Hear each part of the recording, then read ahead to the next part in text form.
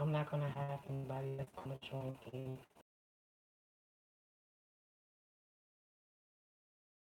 talking about mental alchemy.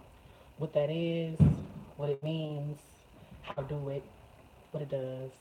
I wish I could like see myself better. Maybe that's okay. So first I want to apologize because it's probably been over a year since I put up a video on YouTube.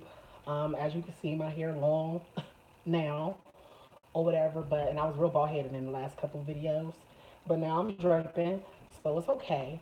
But I just had a lot going on with World Stop Web, my podcast. You can find it on iTunes, SoundCloud, and many more mediums coming soon. World Stop Incorporated, my actual corporation that World Stop Web is up under. We have travel business coming. We have a book company coming. We have lots of writers and artists and things. It's good stuff coming. But today we're going to focus a little bit more on personal goals that one should set. Okay, so mental alchemy. First of all, alchemy. Alchemy, if you ask a regular person, um, they'll tell you that it's the science of turning lead into gold or turning a semi precious something into a super, right? So you can take that same concept and apply it to your mentality, to apply it to your consciousness. Okay, so you want to take the you that you are now, let's call it lead, and turn it into the you that you're supposed to be. Let's call it gold. Okay, so first of all, why is this important? Well, if you don't know, I am an occultist.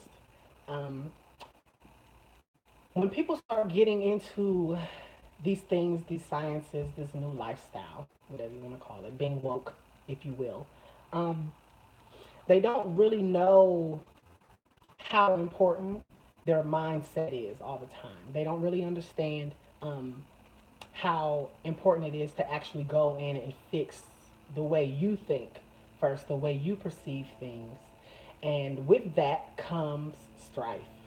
It comes lots of what seems to be curveballs and things that literally shake you to your core. But at the end of it all, not even really at the end, really more so as you're going through. That's what I appreciate about spirituality. Unlike religion, you don't have to like get to the end before you can see what the prize is. You know what I'm saying? You get little nuggets along the way, so to speak. But throughout, you get things that help you and assist you, and you're able to build your own power and be able to wield it. But the problem is, if you have not properly deprogrammed and reprogrammed your own subconscious mind, you could possibly end up being your own worst enemy. Now, once you start getting into things, you start opening up, I don't want to use the word portal, but you start opening up energy portals within yourself where you are now able to manipulate things, or you're now able to see things, you're now able to feel things, you're now able to experience things that you may not have experienced before because you have a new level of perception. That's good, fine, well, and dandy, but if you have the old mind with a new life, you can fuck shit up. Okay, maybe I shouldn't say that because I do want to check from YouTube. So you will mess things up, bleep bleep. Okay. Um, so today we're going to talk about a few things you can do to rectify and clear out the gunk inside of your own mind in order to have your brain work for you instead of against you. I don't think a lot of us understand how detrimental our conscious mind can really be due to programming and all sorts of other shit things that we went through growing up, just being conditioned inside of the society that we do. And I'm talking global society. So even for our friends and followers who may not live in America, nonetheless, you're still affected by the global civilization that teaches your mind really funky shit. We all get pumped fear, and things like that. So this video will focus a little bit on what one can do to start to get those things out of your system. So if you see me looking to the side, it's because I had to write some notes. I'm forgetful. Ganja is my best friend. Stuff be slipping sometimes, but I got notes. Let me Check them out. Do our camera move? Okay. But before I get into all of that, disclaimer. This is the part most people just don't really want to hear. This mental alchemy alone, which I personally feel should be the basis of everyone's spiritual journey, no matter what it is. If it's not the occult like me, if it's Hinduism, if you are just trying to turn over a better leaf, you may have heard it kind of referenced if you've ever read the book The Secret.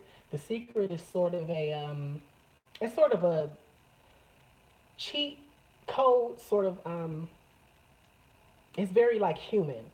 You know, The Secret is all about being able to attract things to yourself and pull the things that you want, you know, which is cool and that's a part of mental alchemy, but that is just a tiny portion of what mental alchemy is for. Now, mental alchemy takes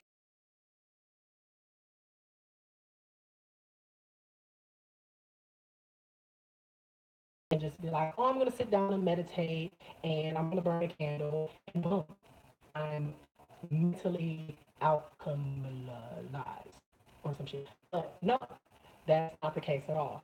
Literally, I would say I have been undergoing high transmutation psychospiritually since 2014. It's 2018, and I'm still a very young buck in the game.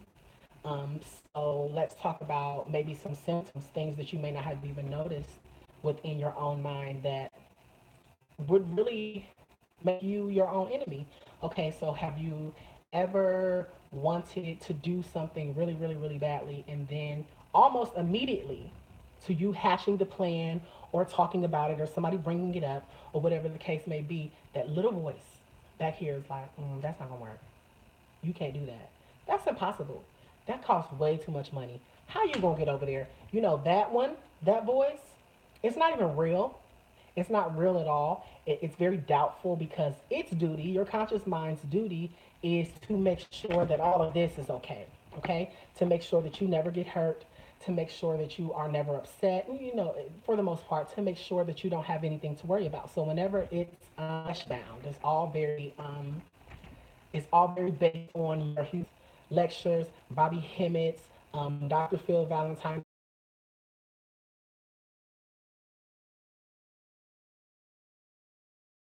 Millennial like myself, I would definitely recommend in this order: Panic, Bobby, Phil Valentine. Phil Valentine is going to take you to a place where you kind of got to be some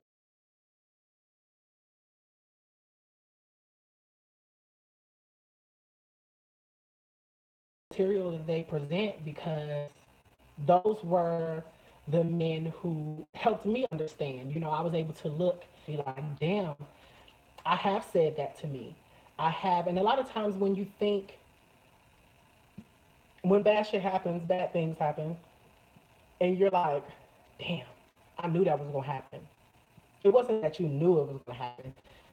It's kind of like you made it happen because here's the thing: when you think about thought.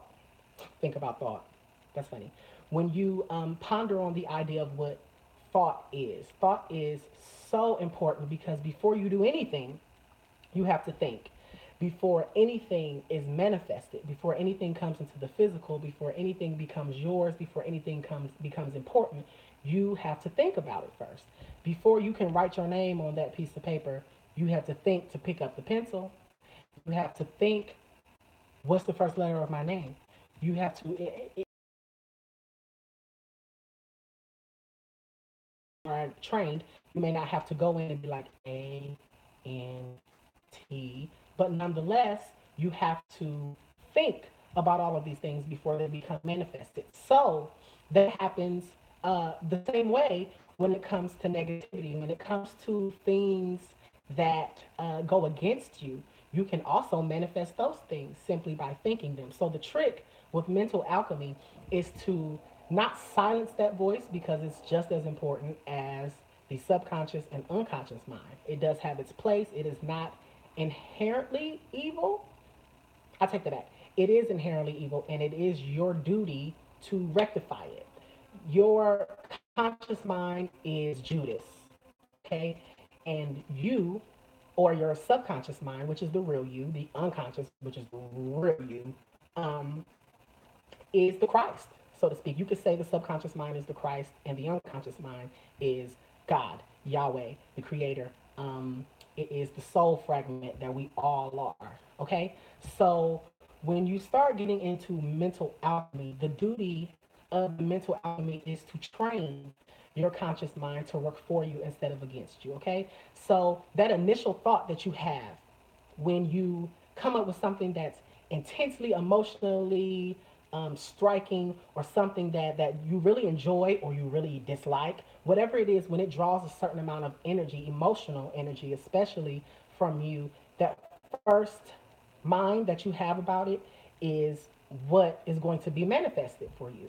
So the duty of mental alchemy is to make sure that that first mind, that first thought, is one that is going to maneuver the energy into positivity for you, into fruition for something positive, into being guided into exactly what it is that you feel in your heart, and therefore speak, okay, and manifest. So all of it has to be connected in order for you to become the mage of your dreams. If you want to be the type of person where you really are the master of your own reality, this is absolutely important. Okay, you absolutely have to do this. You cannot skip this part. You cannot be like, okay, I'm just going to go read a whole bunch of books and learn a whole bunch of stuff, because knowledge is nothing without wisdom, and neither one of them is nothing if you don't understand. Okay, so in order to get through anything, spiritually speaking, you have to go through the mental alchemy process. Now, another disclaimer before we get really deep, and this is more so towards my mystical millennials, all of those who are big fans of World Stop Web. Um, there is something like, in my experience and the experience of those around me, there is something like what you could call a universal pledging system. If you're familiar with pledging, if you went to college, if not, it's kind of like a coming of age sort of situation. Okay, so in our African dynasties and all these things over the millennia, we know that a coming of age ceremonies are extremely important to our culture.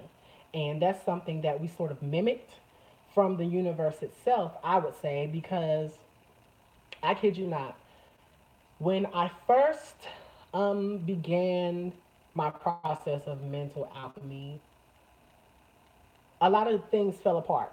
A lot of things fell out of my life. A lot of people, um, a lot of things happened to me personally, professionally, fiscally, um, that forced me to be altered, altered carbon.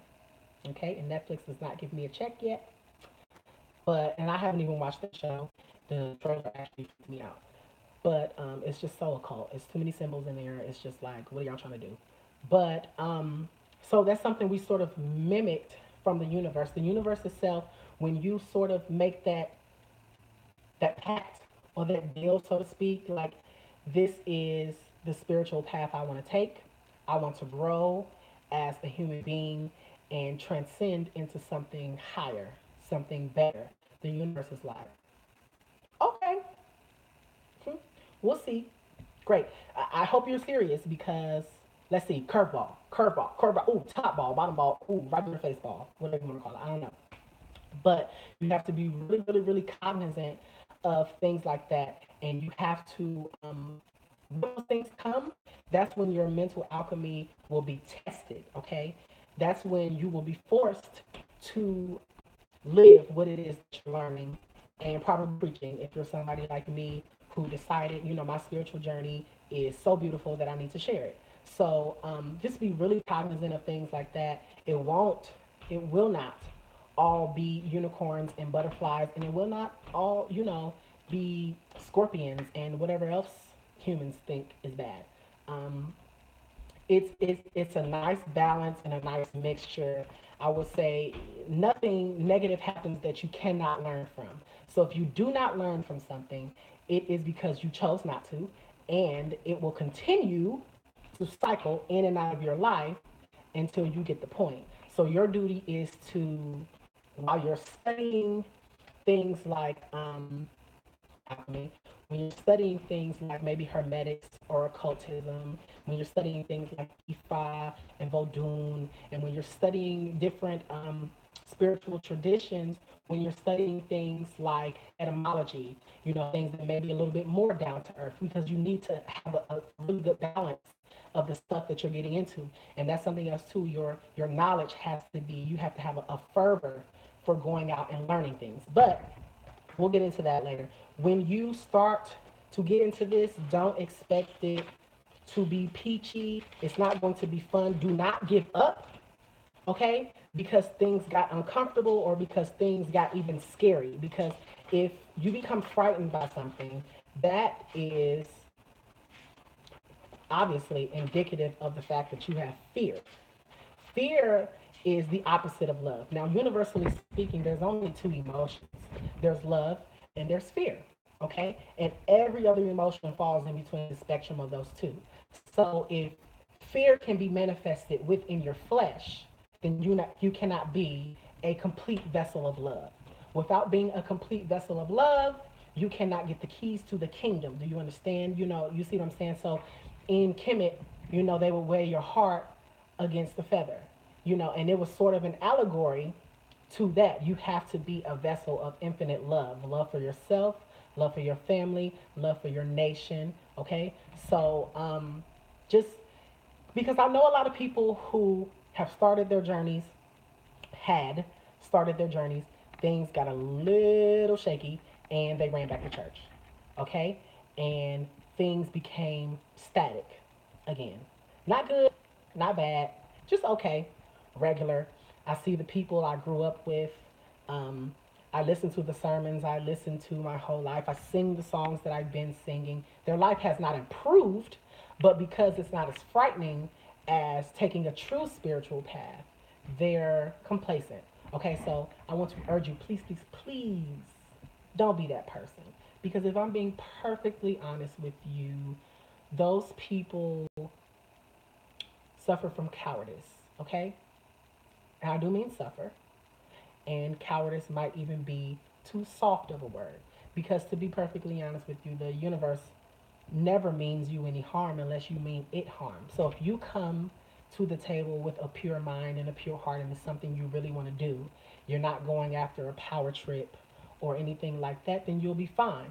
If negative things begin to manifest over and over and over and you can't seem to understand what's going on, that's why you have peers and spiritual counselors like myself that help you. We're here to help you figure out what's going on. But when we give you the tea, that's the tea. And you just kind of have to maneuver it for yourself. Everything is really, really, really personal in spirituality. It's really like soul, SOL.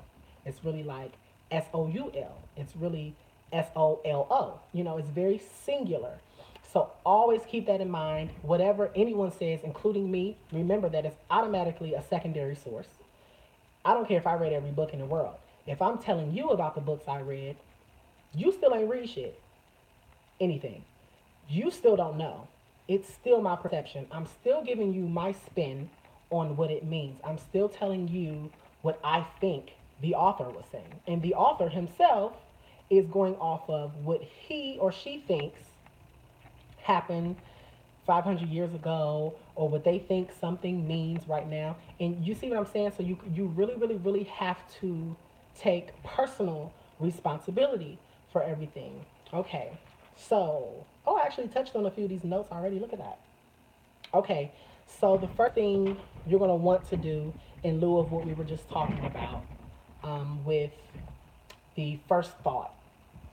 So it's obviously not going to be easy to even catch it every time it happens, to even notice it, obviously, because it's something that's been happening our entire lives.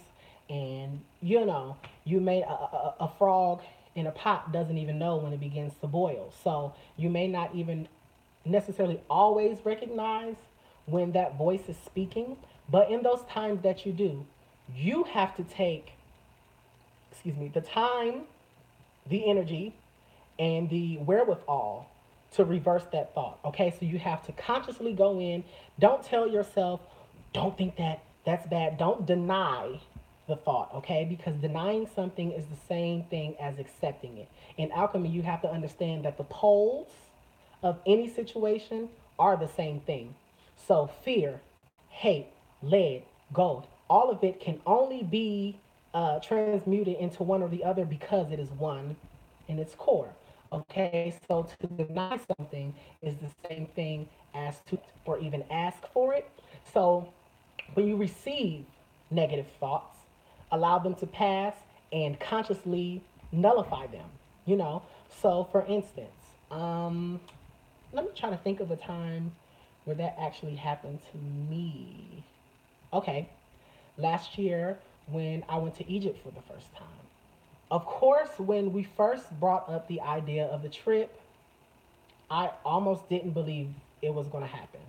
You know, I was still pretty early in my stages of mental alchemy, and my friends were as well. But we have these huge desires and aspirations, and we happen to have the connections to make it happen. But there was still that little person that was like, Egypt, niggas don't go to Egypt.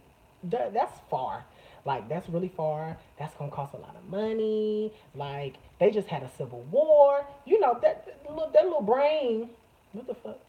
That little brain was just going crazy. Just talking all sorts of trash. But because I have always been a serious student of affecting my own mentality, and I had started learning about mental alchemy maybe a couple months or no, well, a couple years before that, and was still in the early throes of it, to be honest. I was able to recognize those thoughts and recognize the fact that I really, really, really, really desired for this trip to happen. And it was so important, not only to me, but to my friends and to my nation at large. Okay.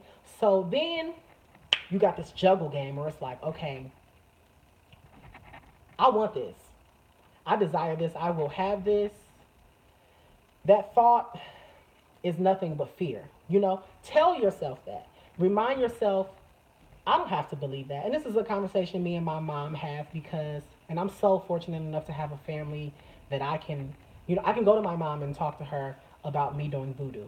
I can talk to my dad about African spirituality and how he raised me pouring libations at grave sites. A lot of black people did that, and how we had altars in our house, and he always had an African mask on the wall or something like that. Like, I'm fortunate enough to have that. But these are conversations that you want to have, maybe if not with your parents, if not with your family, then with friends, or if it's somebody that you have to meet over the internet, or whatever the case may be. Expression is extremely important because once you tell yourself, this is what I desire, this is what I will have, I'm not going to um, I'm not going to promise anything to this fear.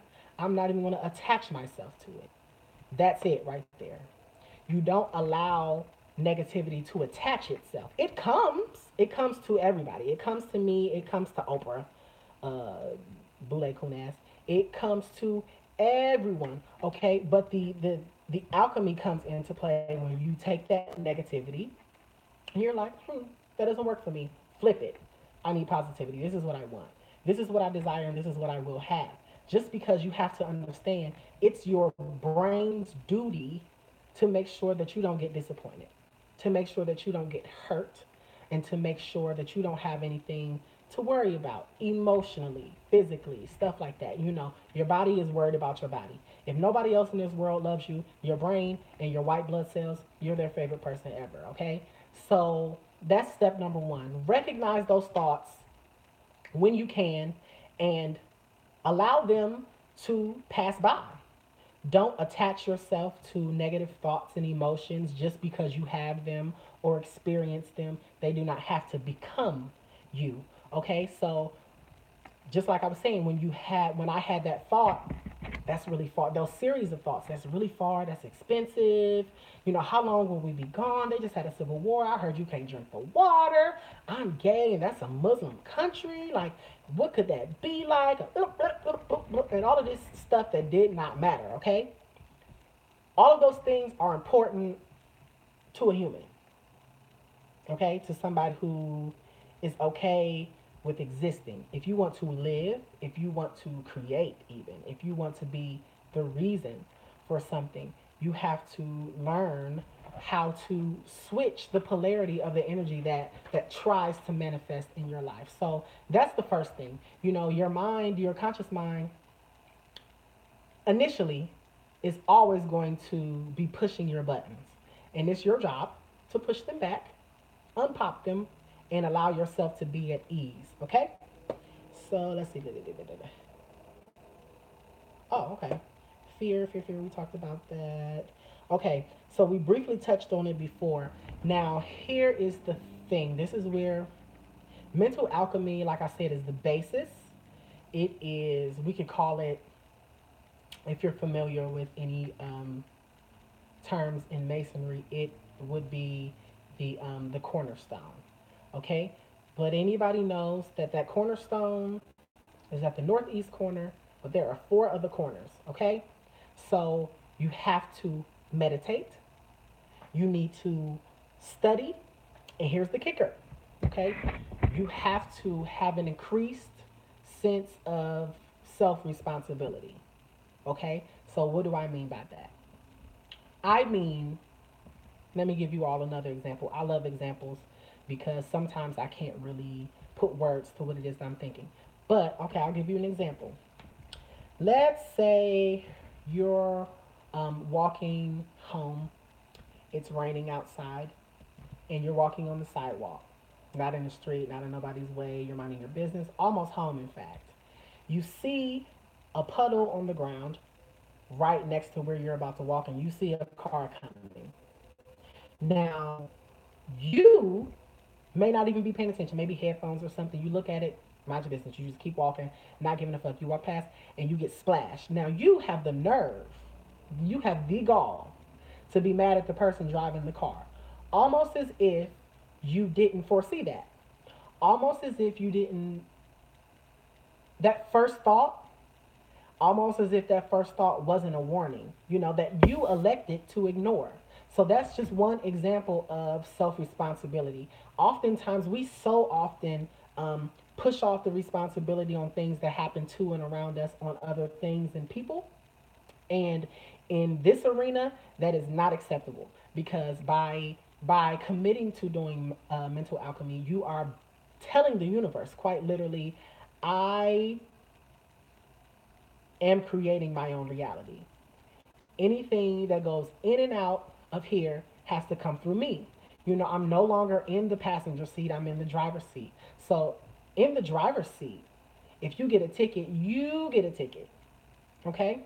There is no pushing the responsibility off on somebody else.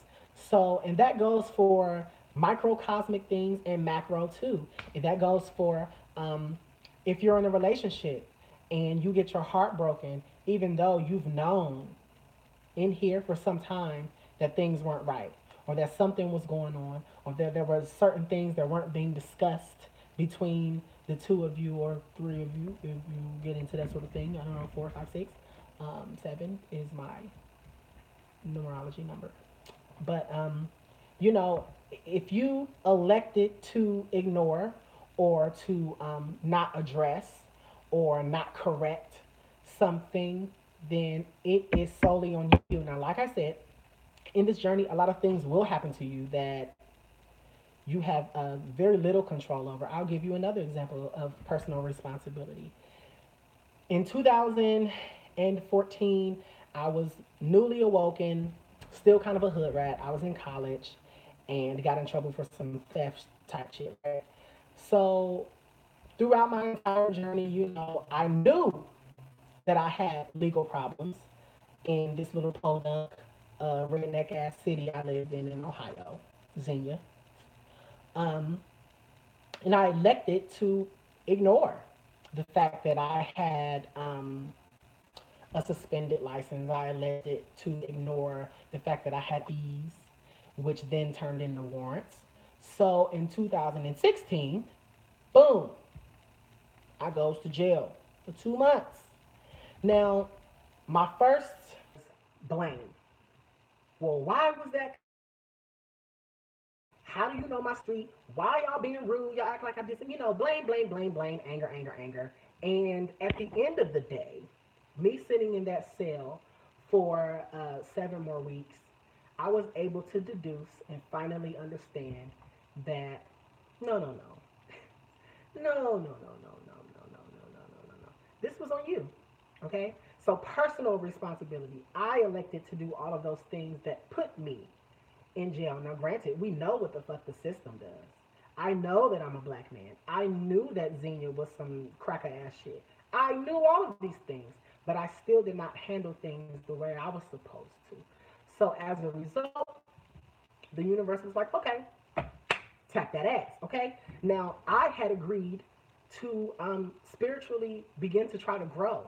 A part of that is taking care of your business. A part of that is making sure that you are grounded, making sure that you are expressive, making sure that you are at least trying to become that vessel of light and energy to be a creator. Is a creator bogged down by things like legal fees? Excuse me again. Is a creator bogged down by shit like police? No, absolutely not. These are very fleshly things, but you have to graduate from those things. So if there's any shoelaces that are left untied, you will be urged, via messages and stuff. It's not like I wasn't being hinted at throughout the entire 2 year duration that I needed to handle my business. But like I said, I elected to ignore everything. I thought, you know, I'll handle it when I handle it, but I got other shit I want to do. I'm trying to kick it. I'm about to go smoke with my friends. I'm about to go get a bottle. Let's take a trip. And one day I was just minding my business, and boom, I was in there. So if there's any loose ends or anything like that, you will be urged. Messages will be sent to you in order for you to fix that. Okay, that's really, really, really, really important. So personal responsibility, you can't get around that either. Any of these 4 pillars, to be honest with you, and I'm going to read them again. You really can't skip over. So I'm going to read them again. It's you need to have mental alchemy. You need to study. You need to meditate, and you need to increase your sense of personal responsibility. Okay. Now, as far as study goes, be careful because just like people can lie in videos and in lectures, they can lie in books too. So what I would say is find the things that you're interested in. For me, it started out as metaphysics and things like that. That's why I fell so deeply in love with the brothers that I named earlier because that's what they specialize in, and that's sort of transformed over my time into other things. And what I really like about all 3 of them is they give you citations and things like that very easily. It's very easy for you to listen to their point of view and let them break it down from a place that you can't understand because they do know things that I do not. But they also give you the reference so you can go read it yourself. Now, the good thing about that is no matter what, you're going to always want to, when you're studying, always want to hold on to what resonates with you and whatever you're just like, pitch it, pitch it, pitch it, pitch it, pitch it. I don't care who else or how many other people was trying to tell you that's wrong. This is what this is. Pitch it. It's your reality, right? It's your life, right? Okay, so if it's outlandish, then understand there will be a lot of people that will come to you, come at you about it, but that doesn't mean you have to change anything. You don't have to change your mind. If you're a reasonable person, you might, but you don't have to because it is your reality. Okay, so just because there may be repercussions, so to speak, for thinking something or feeling something, understand that that doesn't really matter. It's all about resonance. When you read or hear or learn something, then it will either make sense to you or it won't. And that's just that. And I mean, the studying thing is just really layered because obviously somebody studying for 2 years won't know as much as somebody studying for 6. So if those two have a conversation, a couple of things that could happen. The person who has only been studying for 2 years could sound remedial to the person who's been studying for 6 years. Or the person who's been studying for 6 years can just sound completely crazy, outlandish, and just filled with absolute bullshit to the person who's been studying for 2 years. It's really complex, so you really have to be open. You really have to like I said, take what you want, take what you need, and pitch the rest. You're going to come across so much information that you'll be able to piece together your own idea of what existence is. Okay? Um, Meditation, I'm not going to go over that too much. Um, Actually, my group on Facebook, Mystics and Warlocks, that's Mystix and AND Warlocks, WARLOX. Um, we have a lot of group meditations and stuff like that. We have some linked groups that are especially for meditation. But you know, with meditation, it's all about breath. It's all about stillness. Okay, stillness is the exact thing. Going back to the conscious mind, it's the exact thing that your mind doesn't want to do. Your brain does not want to stop racing. It does not want to sit down because it's not sleep. It's not sleep time. So we need to be up. We need to be moving. We need to be doing something. But meditation is about taking um, your waking consciousness with your sleep subconsciousness and merging two. Trance state, you could even call it. Daydreaming is something that a lot of people do when you sort of slip into a meditative state of mind. So that's the sensation that you want to feel when you're meditating. Now, by saying that, you should be able to understand that this whole new age light worker ass idea, clear your mind, think of nothing, that's basically bullshit. Especially in the early throes of everything, your brain has so much that it's trying to process. You just need to let it happen because trying to deny it, like we said before, is really accepting or asking for more. So don't feel bad when you begin to meditate and you can't shut your mind off. Okay? You can't control that part per se just yet. What you can control is not getting up. Don't get up and leave after you've been meditating for 45 seconds. Give yourself at least 10 minutes, or at least get to the point where your heart and breath has slowed down so much that you start to feel tingly. Okay, and after a while, I promise you will actually start to enjoy it and like it enough.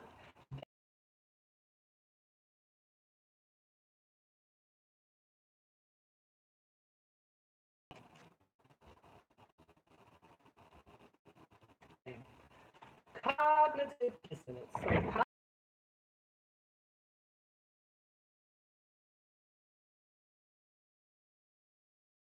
So let's say you've been raised your whole life to believe that Jesus is Lord, which a lot of us were. Not, but a lot of us were. Um, Somebody comes along, somebody like me, comes along like,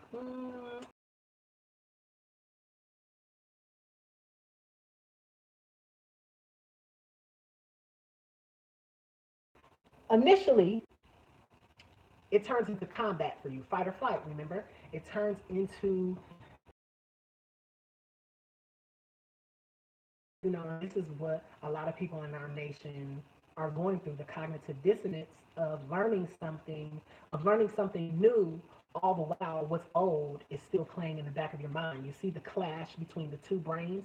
So now here I am, excuse me, talking to your conscious mind and telling you this is fake, this is fake, this is what's up. I'm showing you documentation, I'm showing you the truth, I'm showing you the real. At the end of the day, that almost pales in comparison to the 20 plus years of conditioning and programming you have in the back of your mind.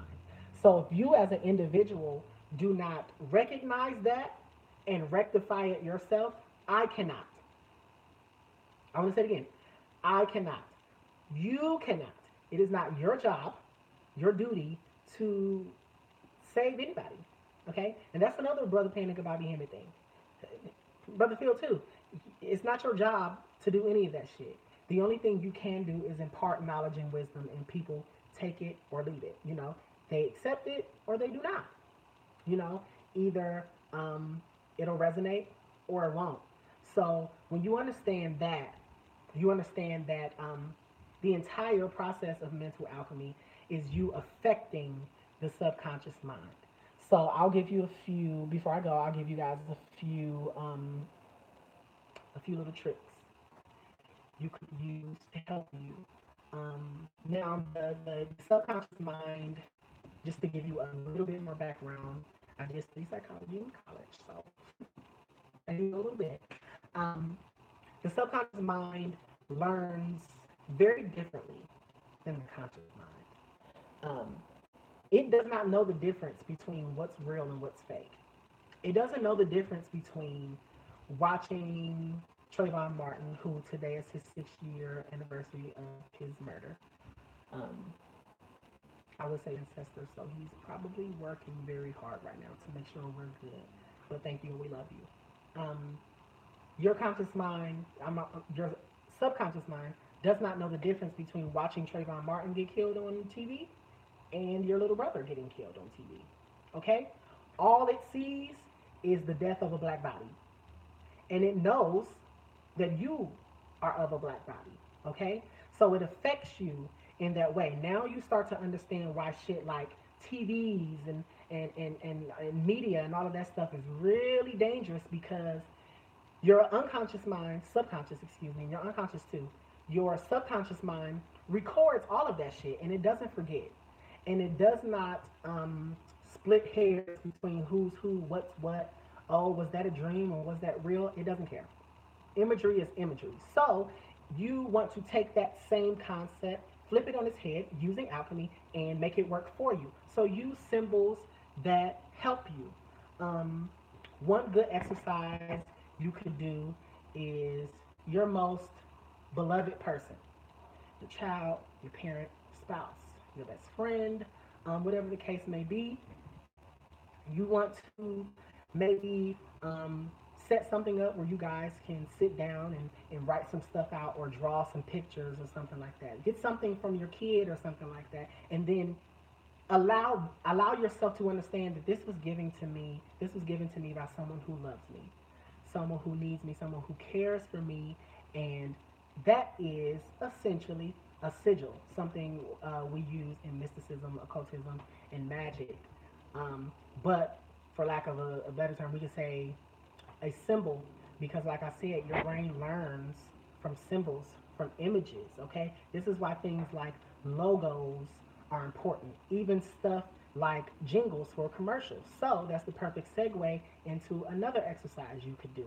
I got this from Brother Panic actually. You can take your phone and record something like I am God. I love myself. I love those around me and they love me. You can record that, put it on a loop, and play it as you go to sleep. Now, like I said before, your brain, your conscious mind only rests when it's time to sleep. Okay? Because then your body is resting, it doesn't have a job anymore. Its entire duty, as previously stated, is to make sure that your vessel, your flesh is okay. So when you're lying down and you're safe, your conscious mind is like, great, I need to reboot. I've been up all day. These neurons are tired, bitch. I need some caffeine type shit. Okay, so when that happens, you can use that time, use that opportunity to program yourself, you could say. Condition yourself. If you don't program your own mind, somebody else will. So that's using imagery, that's using audio. Now, there are two other ways that your mind learns through trauma and through repetition. So, repetition, it kind of got touched on with the audio thing and sort of with the images thing too.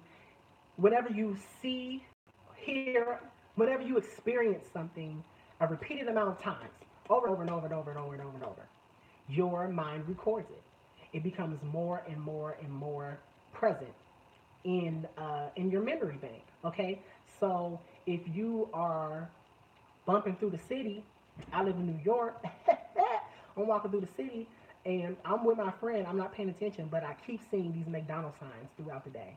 At the end of the day, I'm like, damn, I want some McDonald's. Why do I want some McDonald's? You have repeatedly seen this symbol, this sigil, all day. You've heard the jingle as you walk past the door and people opened up the damn door. Ba da ba ba ba. You know, as a cult, I still know the jingle. You know, because I'm 20 and I've only been a cult for like 4 years. So that means there is 21 years of conditioning that's still there that I'm still working through. You know what I'm saying? So you may not even realize it, but you have effectively been programmed using repetition. Okay? So trauma.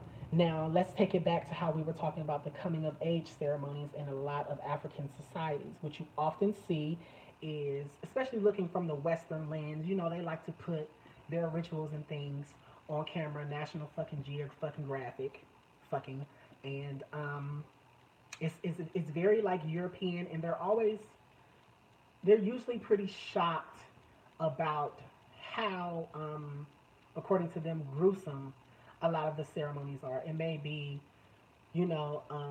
some sort of circumcision or skin modification, or where they put the rings on their neck, on their lip, or something like that. It could be any of those things.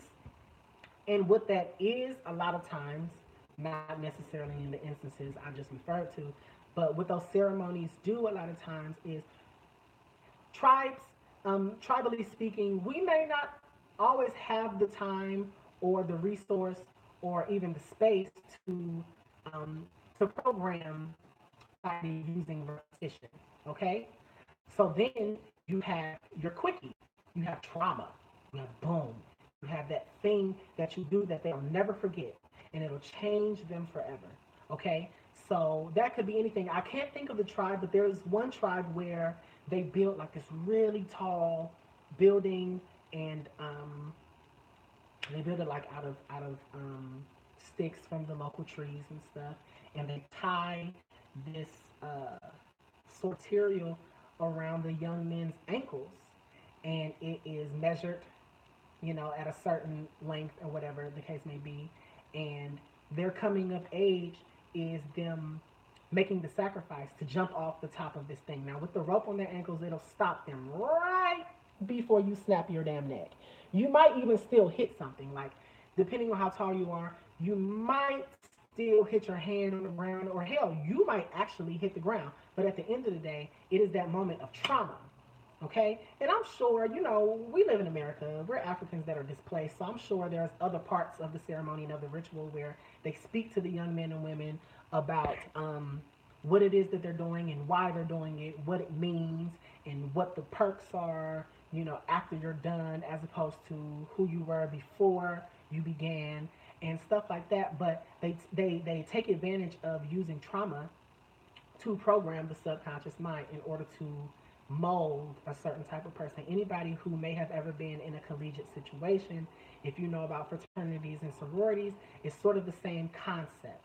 Now, fraternities and sororities, the NPHC, which is the National Panhellenic Council, the black organizations, okay, the Divine Nine, if you will, they were born from Prince Hall Masonry. Prince Hall Masonry bore from Scottish Rite and York Rite, and all the other fraternities, all the white ones that I don't fucking know, they're all born from white masonry as well. White masonry, of course, is Egyptian, Roman. There's a whole bunch of shit mixed in there for real, for real. But this is it's a concept once again that was taken from the motherland. Okay, that whole idea of using trauma in order to teach, in order to educate. Now the thing about one of those processes is not only is it traumatic, but it's also repetitive. Okay, so those are a few things you can do that will help you get through the mental alchemy thing. I just want to press it again. It's not easy. It's not quick. Um, it is fun. It's not always fun, but I can definitely say it's fun probably 85% of the time. I hope I haven't been too morbid and have you scared like, oh, I'm not doing this. I'm not doing this. Because it's not bad. And then the payoff of it is so much better. Oh, y'all like my weed? Damn, is it going to be backwards? Anyway, but yeah, I hope you're not like spooked by anything that I said. Please like, comment, subscribe, share, send to your friends, save it, watch it again later. Message me, comment, write me on Facebook, Antoine Cornelius. Antoine is Antoine, Cornelius Cornelius. Just hit me up. Roll Stop Web is my podcast. We have great shows, great subjects, and we do accept, you know, what do you guys want to hear? We want to know stuff like that. We have so much coming anyway, but it's all about who we're talking to and what necessarily needs to be heard. But take those notes that I gave you all and take them seriously, please, because we need more spiritual warriors out here. It's getting very, very, very sticky, And yeah, so just hit me up. I'm going to put some links in the bio for my show. Check it out, listen to it, hit me up, talk to me. I want to talk to you. Tell me what you think. Maybe you left something out. I don't think so. But if you're one of those people that is very learned, by all means, drop a comment and spread some wisdom to somebody about something that may have been missed.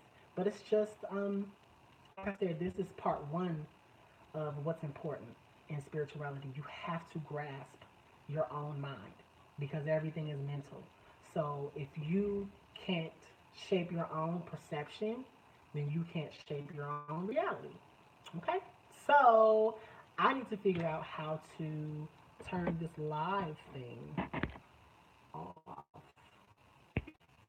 Um, I don't want to just press X. I feel like that is a set up. But anyway, thanks so much for watching my video. And I'll have a lot more stuff coming very soon because I have a lot of things that are really long winded as far as the show goes, or they may just be really, really, really quick, very precise. So I'm going to talk to you all later, and it was great.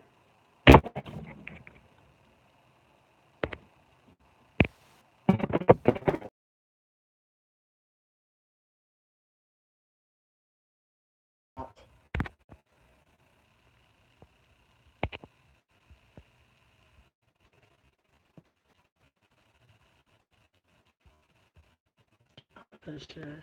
Shit is a long time ago. So sorry if y'all still watching this, but listen, I don't know what the hell I'm doing. I'm about to figure it out though, you heard me?